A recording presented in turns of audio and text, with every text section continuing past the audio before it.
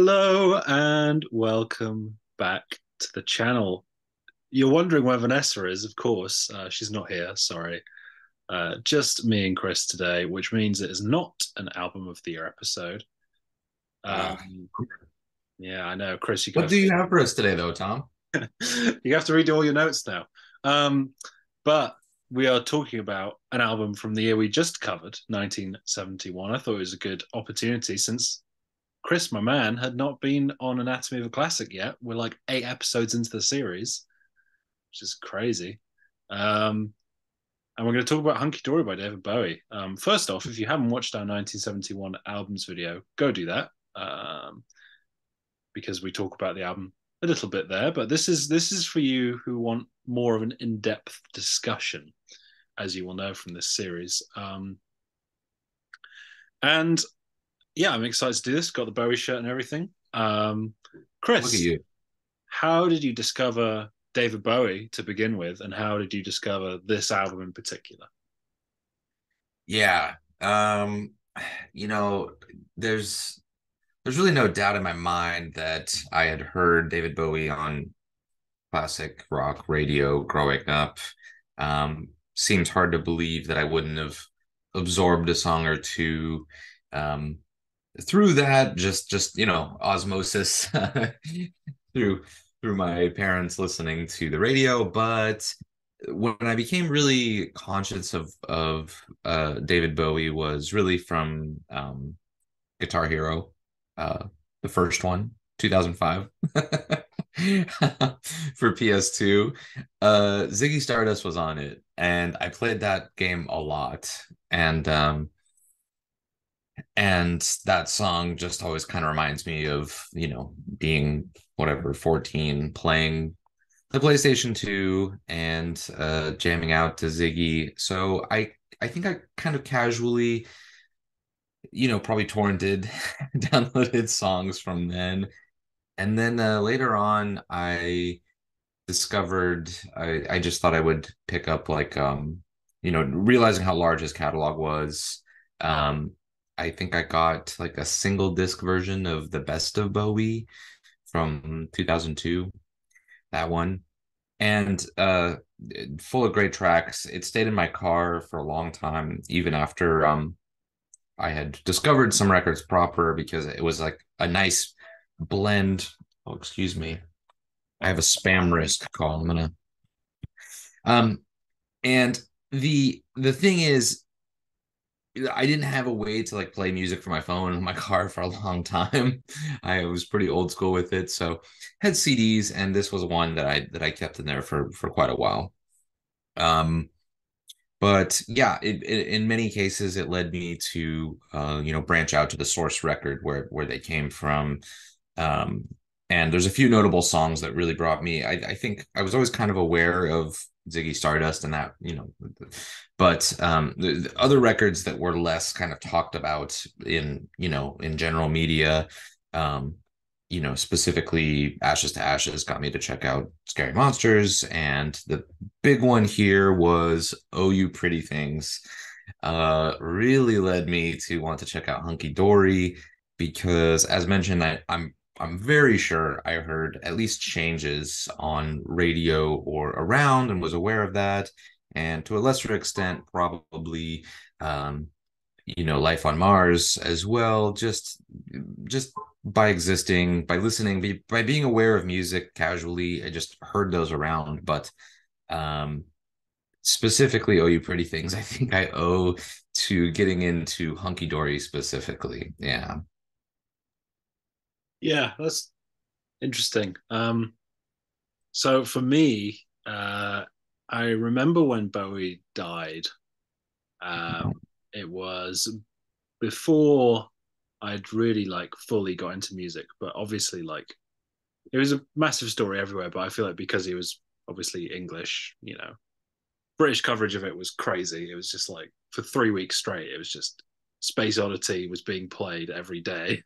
Um, and so I vaguely remember that. That would have been when I was like 15. And then shortly after, when I was really getting into music, I was at my friend's house, the same friend I've mentioned who got me into like Led Zeppelin, the Beatles, and such. And as I got there, he lives on top of a hill, and it's like a 15-minute walk, and it's like I've always come in and I'm like exhausted, um, like uphill for 15 minutes. It sucks. That's Wales, but he was playing a David Bowie album, and he was playing the end of side one of this album. Um, Yeah. I heard like a bit of Kooks and Quicksand, and I was like, this is interesting. And then he flipped over to side two, and for some reason, the song that really like grabbed me was "Fill Your Heart," and that song came on, and I was just like, this song's really cool. It's really sweet and catchy, and then so we played the rest of the record, and I couldn't get "Feel Your Heart" out of my head. When I got home, I listened to the album, and I was like, this is great. So it was really my gateway Bowie album because obviously I'd heard Interesting. it. I knew he was respected and loved. Um, and yeah, when I first got, and then obviously like I got a Rate Your Music account, and I was like, oh my god, all of his albums are well regarded, all of the '70s albums at least, and the early '80s stuff. Um, so yeah, and the other thing on my first listen, I was struck by how many of these songs were familiar to me. Uh, Mm. like Changes and Oh You Pretty Things especially get loads of like playing like ads here. Oh You Pretty Things for a while was in so many ads. And it's not one of my top favorite Bowie albums. It's probably number five for me. Okay. Sorry, It's all Chris. right. It's Um, okay. Yeah. but obviously, I love it enough to talk about it today. He's maybe my favorite artist, right? So it really is splitting hairs in a lot of ways, and this does hold a special place for being the first. So Yeah. No, that's interesting. So you haven't had Bowie. You've had Bowie in your life maybe more intensely than I have over the past couple years. You've concentrated him. I've had maybe a slower burn just as I was kind of discovering music since I've been on the journey of kind of figuring out what I like and that. But I have had, quite a few years with this record in particular. And anyway, yeah, should be a good discussion. yeah, the interesting thing about to know about that is that I have only really been a music fanatic for like 6 years or so, which is kind Sure. of weird. Um, Yeah. but yeah, I mean, in the grand scheme of things, not that much time, but I feel like I've known this album for my entire life. Yeah. So um, then I'll just quickly go into the personnel of the album, which is a very interesting one to talk about the personnel actually, because it's kind of an in between album because you've literally got the would be Spiders of Mars all here. Mick Ronson's on guitar, Trevor Bolder's on bass, and Woody Woodmansey on drums.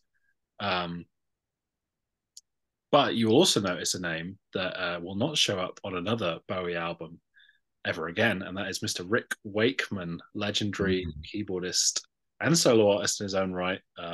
Worked with Yes, probably most famously, and he is in general incredible. Just such a good player, and this album is filled with amazing piano parts, and I think his contributions are a big part of the sound.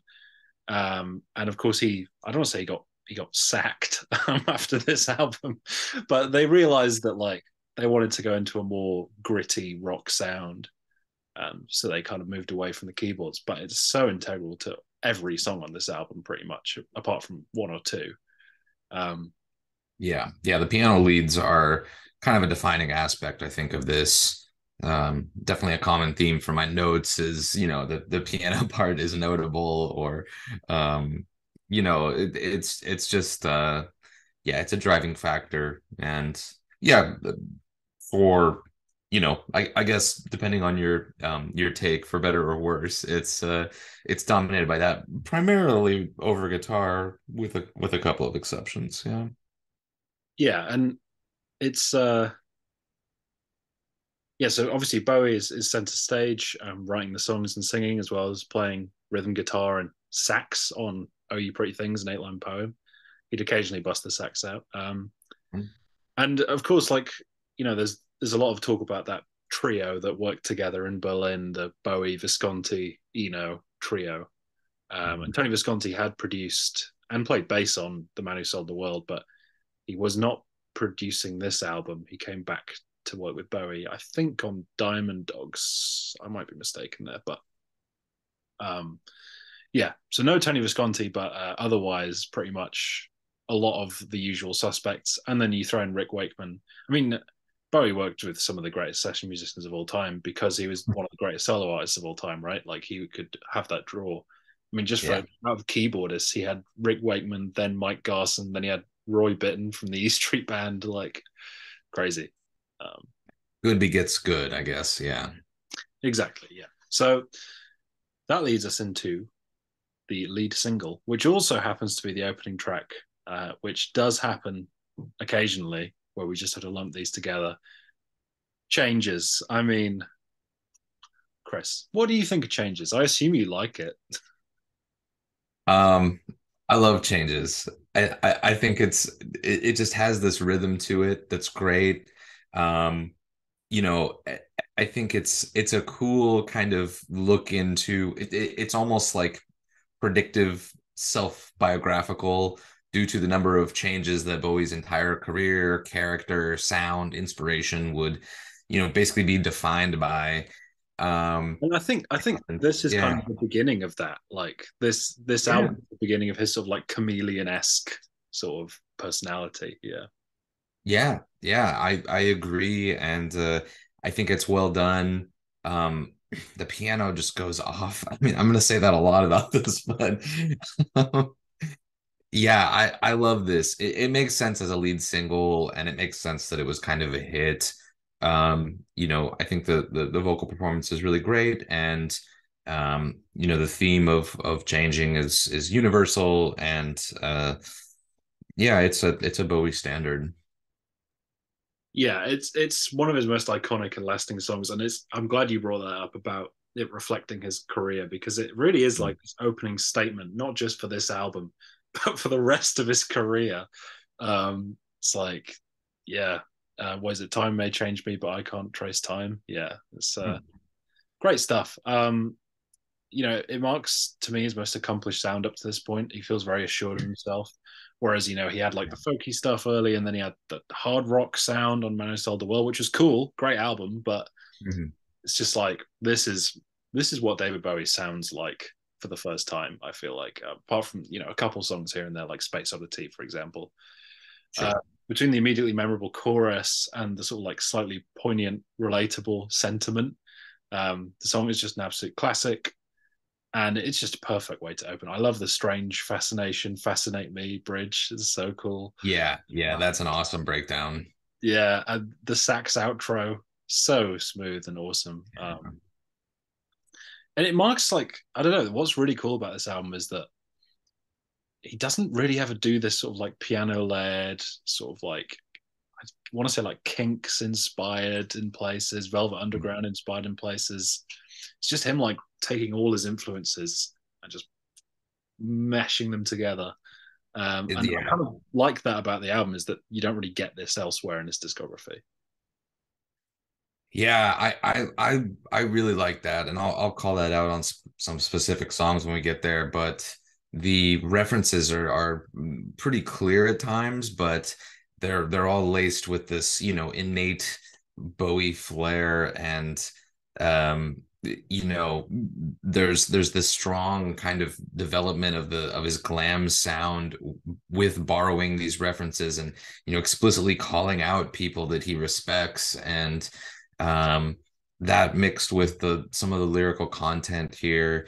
It's just such a unique ride, and it just works for me. So yeah, it's awesome. I think he uses the influences in a great manner, and gives appropriate shout outs to those he loves. So explicit or just implicit by styling. Yeah, and he's so unique in himself that no matter what style he takes on, it never feels derivative. It always feels like it's him. Like it never feels like he's trying to Yeah. copy somebody else. Even when like he would do that sort of blue-eyed soul sound in the mid 70s. When he'd do more like synth pop dance music in the 80s, it always felt authentic, which Mm. even if sometimes the results were a bit questionable later on, never questioned that about him. So yeah. Yeah, yeah. um Favorite deep cut, this is always a section I enjoy. I'm going to go first on this. I struggled. I almost picked Queen Bitch. I almost picked Quicksand, but I went for Kooks, which might Oh, be a bit of a left field one, but I just got to follow my heart on this. I've always loved this song. It's kind of like adorable. It's so just, I don't know. It does kind of remind me of Ray Davies's songwriting in a way. Um, it's nowhere near as cool as what he would do later on, or most of the other songs on the album, but it's so catchy, it's so endearing, and I love when he sings the, like, a trumpet you can blow, and the trumpet part comes in. It's just fun. It's really fun. I never really get sick of it, and yeah, it was really close between a few, but Kooks is the one I went for, just because I think it gets unfairly um, beat up sometimes. yeah, yeah. I I agree with that. That was in contention for me too. I'll have nice things to say about Kooks for sure. Um, but I am gonna go Queen Bitch.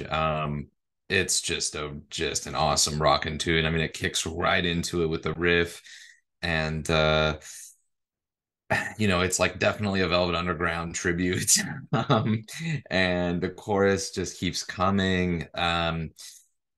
And then the Killers kind of borrowed it for Mr. Brightside. So it's just yeah, it's just this bridge, and it's a rocking tune, and uh, I mean, it's certainly my favorite of the more upbeat songs on this record, and um, I just love it. So yeah, Queen Bitch favorite. I wasn't even sure if it was considered a deep cut. Based on the number of plays here, this record is fairly consistent, except for maybe the like Andy Warhol and Quicksand kind of thing. But uh, people seem to give it respect, despite me calling it a deep cut. I think those in the know are aware of Queen Bitch, so you know it, you love it. It's Queen Bitch. I think it counts because I don't know how many people who know the song without having heard the album. So I think That's that's fair. like, yeah. I We can almost count picked it myself. So it. Yeah, we can count it.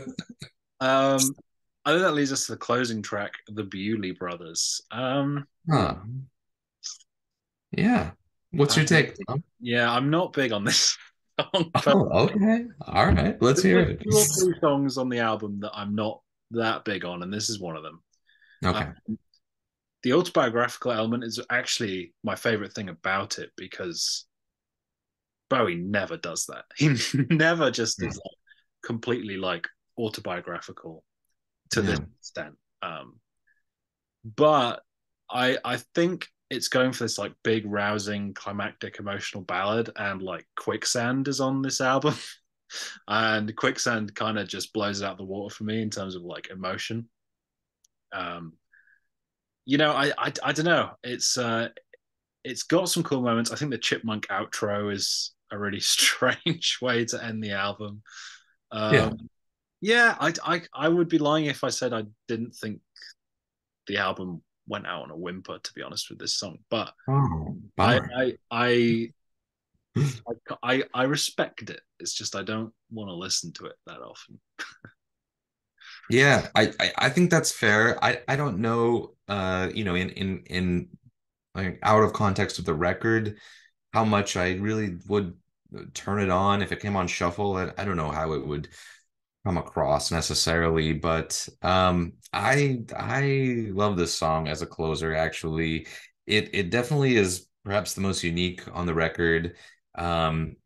The words just kind of keep flowing out, and but I overall really like the vocal delivery, and the instrumentation is like sparse to let Bowie kind of let him keep cooking over top of it, and then I just love the triumphant nature of the chorus, and we were so turned on at the end, the lay me place and make me pie.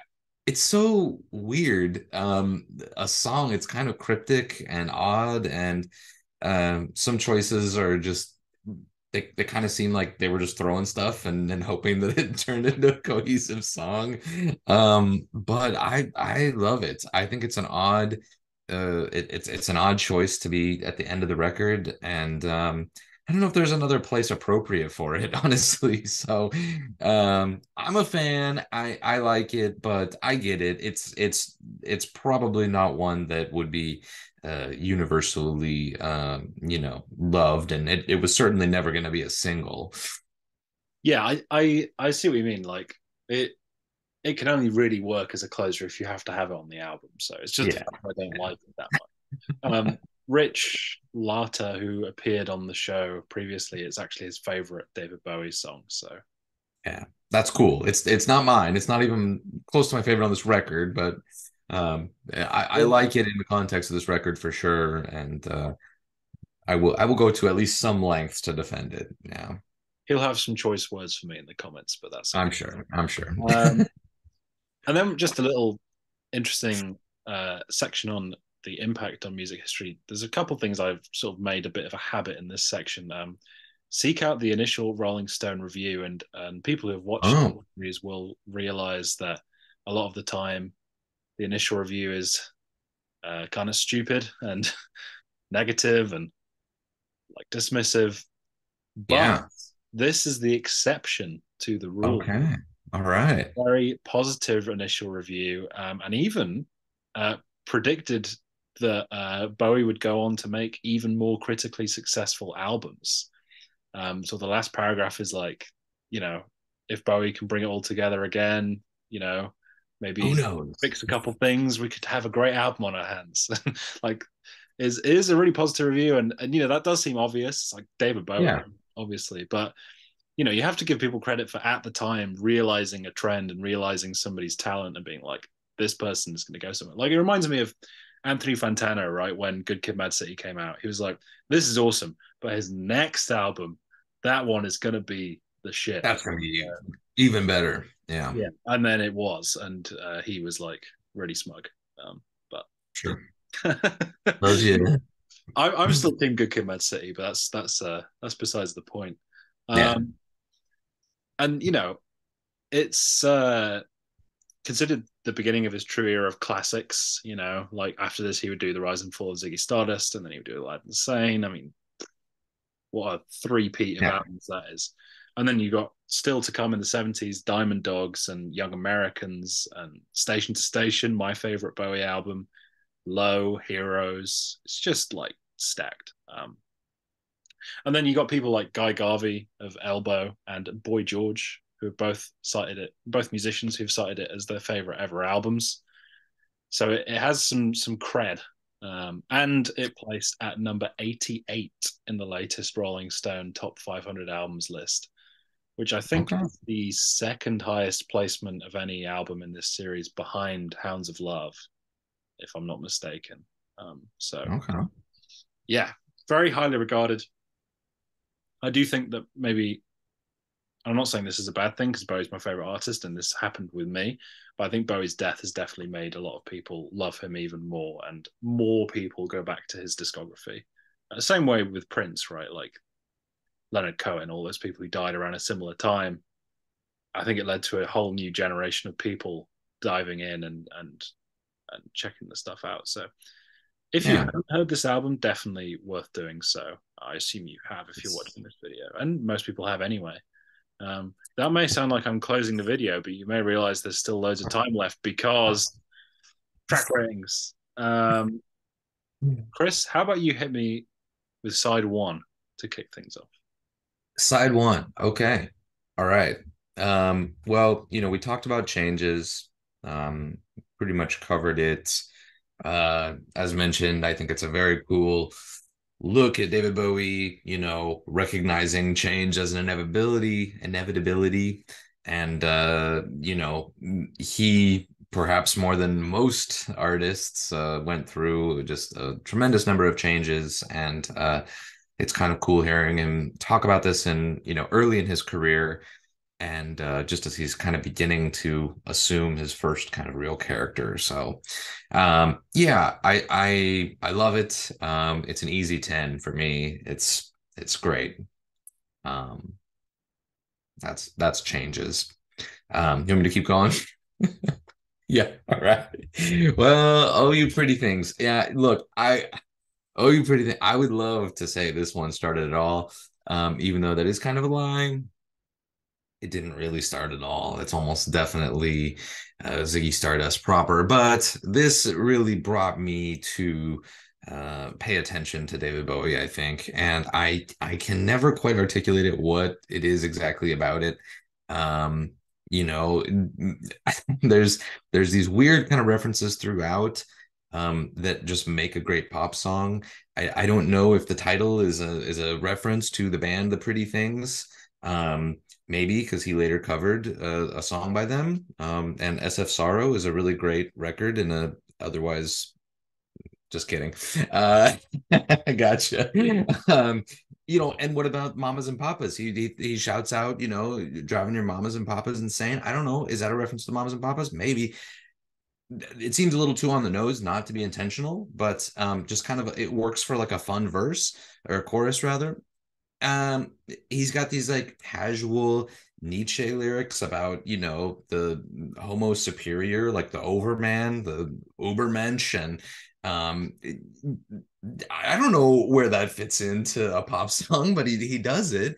The piano lines are just brilliant. His delivery just sells it. This song just really transcends for me, and I don't know why exactly. I wish I could tell you why, but it is my second favorite on this record. And so it's an easy 10 for me. I mean, this album starts off just incredibly strong for me. The piano jams, just loving it. Then we go to Eight Line Poem, which is a little different for sure, a little different, and especially with the fourth song to come. But A Line Poem, this I don't dislike it actually. The vocals and the lyrics themselves, like the poem, I gotta say, I don't really know if I care about. I'm sorry, Dave. I'm sorry, but I don't really care so much about like that's all fine. That's serviceable for the song. I understand like in the context of the song, but it's the oh sweet nothing sounding guitar licks throughout that really make it cool. And that's all I can think about is like this Velvet Underground kind of influence. And Eight Line Poem, for all it is, I give it an 8. I give it an 8 out of 10. It doesn't bring me down. Like I said, the poem and the vocals don't necessarily do a whole lot for me, but they don't really take away. And I think the sparse instrumentals just do a great job. Obviously, going on to Life on Mars, my favorite song of 1971, your favorite song of 1971, the best song of 1971. Sorry, Vanessa. Um, it's obviously the best on the record, right? And I talked about it at length, you talked about it at length, but vocal performance for the ages, very cool story about a girl slipping into media to avoid her real life. But the issue with that is that art imitates life and the lines blur, and just wondering if there isn't more to life. Um, what a cool song. Just and the vocals are, I mean, he just soars. It's impossible. I would love to see someone even try this at karaoke so they can embarrass themselves and embarrass David Bowie. So it's a 10 easily. Love it. Holy smokes. Um, let's see. We're still on side one, I think. There's 6 songs on side one, and I'm through 4 of them, so I have 2 more to go. Uh, Kooks. I love Kooks. Kooks is great. Yeah, it's your pick for whatever deep cut. So you called it. It's a great song. The simple piano melody here. Hear me out. This is like till the morning comes, right? That's what I'm hearing. Yeah, I'm hearing Neil Young, um, and it's a sweet song. about to his child, saying, "Hey, me and my partner are kind of weird, and we're bringing you into this world, but maybe you want to stick around with us. I don't know. I hope so." And just kind of, yeah, hoping that your child understands your quirky life and sees the better side of you. But it's like a great kind of tribute to a child that's not so obvious and a little more kind of celebratory about, you know, welcome to the kookiness of your family, you know. Anyway, I love that aspect. So this one's perfect. It's a 10 for me. It's great. And then the last of side A is Quicksand. Quicksand is, I think, sad, but but you know, it's the repetition of don't believe in yourself and knowledge only comes with death's release. It's very like grim on the surface, and the song is literally named Quicksand. So, but I still don't really get this sense of like dread or nihilism from it. I think because the chorus is like, I think his voice just kind of gives like this. I don't know. Maybe he was like, you know, into nihilism and Nietzsche, given some of the themes on this record. But it to me, it kind of sounds like he's resentful of all the philosophy that he's overthinking and wants to just live. And he's like, don't worry about it because you'll figure it all out once you die. And you know, he rejects the concept of giving up, you know, biting the viper's fang, as it were. So it is like sad, but it for me it's like it's more sad in the sense of like, damn, I wish I understood the purpose of everything, but there's no way I'll get to, so I won't. I'll try not to worry about it and just, you know, exist with the absurdity. That one's a 9 for me. I really like it. I think it's a great closer to side A, especially given the first song on side B. But we'll get to that once you talk about side A, I think. Yes, correct. Okay. We're doing so well. Oh yeah, I nailed it. Side one. So changes we talked about. 10 out of 10. Infectious pop song. One of my favorites on the album. Sure. Oh, You Pretty Things. Also 10 out of 10, which might surprise people that we've both got it as a 10. Because I think it kind of gets overlooked compared to a lot of his other singles of the time. But it was pretty much one of the first Bowie songs I really fell in love with. You know, like I said, those ads, I was just like, that song's cool. And then the album came on and I was like, I know this Changes song. I also know this Oh You Pretty Things song. That chorus is just an immediate love at first listen. It probably isn't one of my top favorites anymore, but I got to give it a 10 for like objective song quality, as much as objectivity doesn't exist in music, but you know, my perception of objectivity. And also like the importance in terms of me getting into Bowie, because this really grabbed me, these first two songs. 8-line poem, I liked what you said about it. I've got it as a 7. I think it's good. I wrote down Mick Ronson's guitar as the highlight.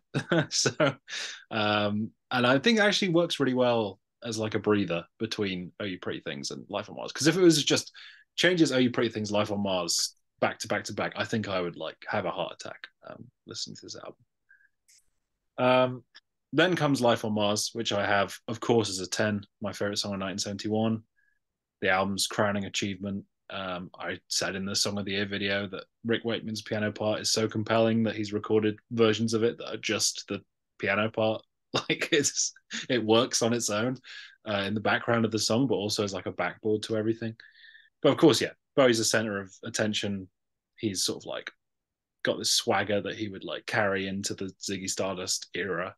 Some of his most intriguing lyrics, for sure. It's a timeless classic song. You know, where you could maybe argue that a lot of the cultural references on this album have maybe dated it.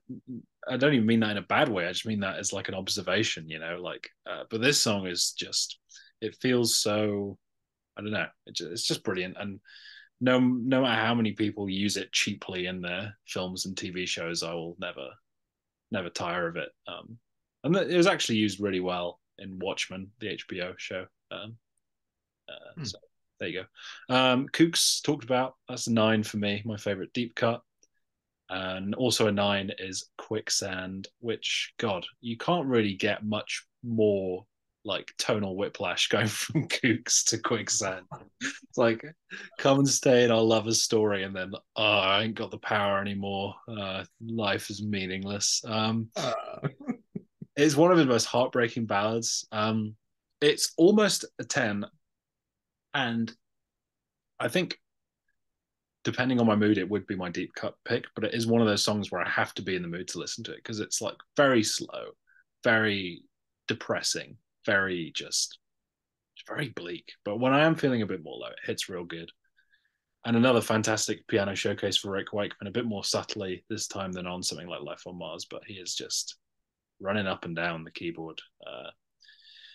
And I want to float this idea. What do you think about this and Rock and Roll Suicide being sort of like sister songs? Because I feel like Rock and Roll Suicide is sort of like staring this philosophy in the eyes and saying no, you know.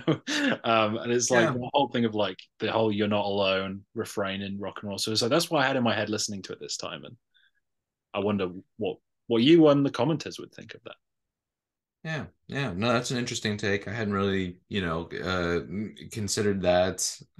Actually, having just listened to both of these records for various projects, um, you know, that's a cool. I think there are different philosophical ideas throughout Ziggy Stardust, even, um, and he does dip into this Nietzschean territory a few times on this record. So yeah, it doesn't surprise me that um I think I'd have to re-listen to darn, I have to re-listen again to draw any more comparisons. But I think that's a pretty interesting take. And yeah, I wouldn't doubt that his philosophy was evolving as he kind of wrote more music. And Damn it, gotta listen to more Bowie again. Oh god. yeah, darn it. No, I will. So what you got for side two? Okay. Starting off with Fill Your Heart. Oh, I'm sorry. I know it's I know. I want the more depressing stuff. Yeah, it I think this is as big of a contrast on the other side of Quicksand and on the other side of the record. That Kooks is into Quicksand, Fill Your Heart is just as different. And I do like the piano lines a lot, of course, throughout the whole record. You could apply that to any song. And the notes he hits, on the free is cool. Overall, this song is probably my least favorite on the record. I know, I'm sorry. And I do think the message is good. It's fine. It just comes off a little insincere to me. I don't know why. I think maybe it's because some of these larger topics that he's talking about, um, the concept of filling your heart, whatever, love is just a little too easy. I don't know why that doesn't do it for me. I have a cold heart. My soul is as black as the coffee I drink. It's still good. I give it a 7. Yeah, yeah, sorry. Um, but hey, that's as low as I'll go for this record. Um, which into Andy Warhol. Apparently the story goes Andy hated this song when they first met, and Bowie played it for him to be like, "Hi, I'm your biggest fan." What a nerd. But I think it's really catchy. The intro's a little weird where he's like, saying Warhol, no, no, like hole. Um, sorry, yeah, I couldn't even say that with a straight face. Yeah, that's a little goofy, but who wouldn't be honored to be named on Hunky Dory? I mean, come on. Um, the guitar rocks, actually. It's awesome. And the story continues to go that it inspired Master of Puppets. So I don't know, man. Yeah, look that up. Yeah, that's a thing. Um, it's just a great one. It's not like top of the record for me, but I think it's a serviceable kind of guitar jam. And it goes hard enough for me. It's a 9. Yeah. Yeah, I like Andy Warhol. Andy Warhol. Okay. Anyway, on to Song for Bob Dylan. Speaking of named on Hunky Dory, Robert Zimmerman. Yeah. Um, This one, yeah, this one's a little harder for me to figure out. And I think what I really like about it, I like the Bowie's vocal delivery here, and I do like that he's kind of talking to Robert, kind of the man behind Bob Dylan, which is kind of interesting. It maybe can come off as a little like tacky because he did actually like legally change his name to Bob Dylan and trying to call back to his former self. It's like, are you really speaking to him, or are you trying to make a point? I don't really know. And then there's kind of this "Here She Comes" refrain that I think is talking about Edie Sedgwick, which is kind of an interesting callback. And I don't really know where I stand on this. I like it, but I don't really know what to make of it overall. It sounds like he wants to try to talk to somebody as big as Bob Dylan, but can't address him directly. So he's like, "You're just a guy named Robert." I don't know. I don't know what to think. I like it. It's an 8. Yeah. Um, and then Queen Bitch. Oh, come on. Oh, come on. I talked about this already, but it's a total jam. I mean, it's if you're gonna crank any song on this record, it's this one. Um, because she's falling asleep and he's taking a drag, all that fun stuff. It's a 10, easily, easily, easy 10. And then we have the aforementioned Bewley brothers. Bueller brothers, I think is what it's called. Yeah. Um, I like it as a closer. I know we talked about it. Yeah, it stands apart as a kind of a weird cryptic track. Um, and yeah, my notes just say the words keep flowing out. Like he just keeps talking. Um, but I really like it, and I love how weird it is. Slapped at the end of the record. I'm going as high as a 9. So Bewley Brothers, there you have it. Our It's ring, tight. our ratings are Yeah. similar on side one, and they're getting very different now. So Okay. Well, here we go. yeah, so Fill Your Heart for me is a 9. Colored by bias, almost definitely. And over to the pile of the almost impossibly sweet songs on this album with "Oh You Pretty Things" and "Kooks." It's sort of like a little trilogy of just twee. Um, I get what you're saying about the questioning the sincerity of it, but maybe I'm just a big cornball. I don't know. I enjoy it a lot. I have a sentimental attachment to it because of, again, the circumstances I heard it, and this was the song that made me think, maybe I should check out an album by this David Bowie guy, which maybe I'm the only person on planet Earth who heard Fill Your Heart and was like, time to listen to David Bowie, I guess. But yeah, Andy Warhol, Hole. Um, I've also got as a 9, and this comes with a massive asterisk where if it didn't have the intro, it would be a 10, and it would be my favorite deep cut. I love the song itself. The song itself is fantastic. The guitar riff is incredible. The chorus is so good. I love that Bowie's singing about his idols and, taking as well from ones that he doesn't sing about. Like this, clearly, I mentioned the Kinks. You mentioned Velvet Underground. Elton John is in here. The Beatles are in here. All of them. And yeah, it's so good. The intro is just so long. It takes like half the runtime. It's like kind of amusing, but like outside of the context of the album, you just want to get to the song. But in the context of the album, it's like a fine, like funny interlude. But yeah, great song nonetheless. Song for Bob Dylan is actually my least favorite song on the album. I have it as a 6 out of 10.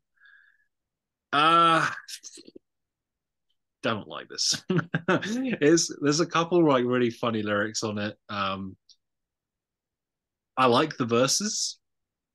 I think the chorus comes out of nowhere and doesn't fit the song at all. Like it feels like two different songs thrown together, and not in like an exciting, oh god, this song could go in any direction. It's just like just chuck a really generic chorus on it. Like the "Here She Comes" part, I'm just like, is that really like to do with anything, or do you just like have a melody in your head and you're just like, oh, here she comes. Okay, we'll put that as the chorus. Um, yeah, don't like it. But Queen Bitch, I do love. Again, another 9. One stage would probably have been a 10 as well. A lot of nearly 10s here, I'm afraid, but 9s are still awesome. Nines are awesome. Riff is fantastic. Pretty much a sign. This is like the biggest sign of Ziggy Stardust, I think, on the entire album. Almost like is like, hey, Moon Age Daydream and Ziggy Stardust are coming. This is I'm going to keep you guys warm with this for now. I'm not as big on the hook maybe as I once was, but it's still great. It's still Queen Bitch. Like it's still awesome. And then Bewley Brothers we talked about also have that as a 6 out of 10. So a bit of a disjointed side too for me, where it's like either like 3 amazing songs and then 2. So yeah. To close our discussion, as usual on Anatomy of a Classic, very long-winded, but that's why you come here. You want the long discussions. Love this album again, even though it's only my 5th favorite David Bowie album. He made like 26 studio albums. He's maybe my favorite artist, probably is. The album's stacked with great songs, even if 2 or 3 of them aren't great. I think the rest of them are so good that it just elevates the entire album. It's got a really nice welcoming sound, and it's definitely like his warmest sounding album ever, really. Because his music, I think, can sound quite cold at times, especially stuff like Aladdin Sane and those kind of albums. But this album is so inviting and warm, and this and Ziggy Stardust are the albums that are like, listen to these when you're first getting into Bowie. Listen to these ones first, and there's a reason for that, because they are so easy to digest for pretty much anybody. No major complaints, again, aside from the couple songs I highlighted. It's a 9 out of 10. I think it's fantastic. Hunky Dory. Nice. What you got? Yeah, it's I'm not muted, right? You can hear me? Okay. Yeah, I this one's pretty special because Oh You Pretty Things really got me to immediately check out this record. And as you mentioned, coming in knowing a few of the songs and then a few others being immediately infectious, led to many replays. And it's always just been a classic to me. There's just a special place in my heart for this. It's hard for me to rank it kind of objectively. I feel like I'm just kind of swayed with I don't know, with times and life with this record. So is it objectively my favorite? I don't know for sure. I'm still trying to figure that out, but don't worry about objectivity, just pick your favorite. Yeah, but it is, I mean, it's definitely like my number 1 or my number 2 for David Bowie, and an easy 10 for me. It's it's perfect. Even the parts that I find a little weird or I don't quite understand the choices, I think it just creates a beautifully cohesive record, and the kind of sound that I want from David Bowie. So I love this one. Fantastic. Well, there we are. David Bowie, Hunky Dory. It's about time I talked about David Bowie at length on this channel. It's like been over 100 videos, and this is the first time that he's had a proper spotlight. Really egregious, really, on my part. But this will not be the last time David Bowie's name comes up, especially in our album Song of the Year series. He is going to have a good run at the 70s, I feel like. That's right. Anyway. But thank you, Chris, for joining me. Yes. Finally have you on this series, and hopefully I can get you back on for season 2 in some capacity. Thank you, everybody, for watching. Leave a like if you enjoyed. Let us know what you think of Hunky Dory. What's your favorite deep cut? I mean, I feel like there's a lot of competition in there because the singles are obviously great, right? And it's just like, which of the deep cuts do you prefer is kind of an interesting little thing. Go subscribe if you haven't. Be sure to check out, I think this time next week we'll be back with Album of the Year. So check that out. And thank you very much for watching. And hopefully I will catch you soon. Hopefully we both will.